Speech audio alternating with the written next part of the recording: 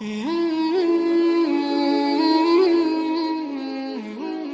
اللہ الرحمن الرحیم۔ تمام حمد و ثنا اللہ کے لیے، درود و سلام پیارے پیغمبر اسلام محمد صلی اللہ علیہ وسلم پہ۔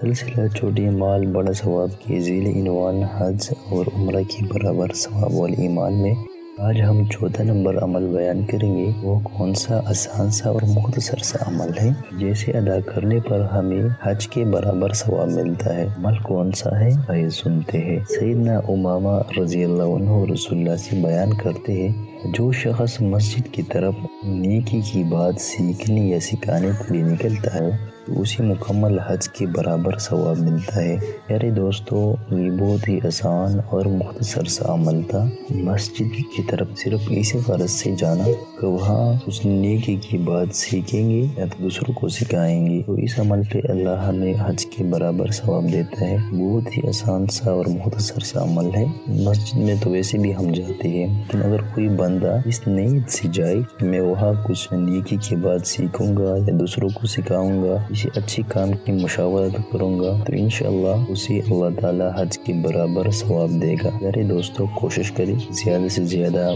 مسجدوں میں جایا کرے، وہاں بیٹھ کر ذکر اذکار کرے یا خود نیکی کی بات سیکھے یا دوسروں کو سکھائے، تو انشاءاللہ اللہ ہمیں حج کے برابر ثواب دے گا اس عمل پر۔ جزاک اللہ خیرا، اللہ ہمارا حامی و ناصر ہو۔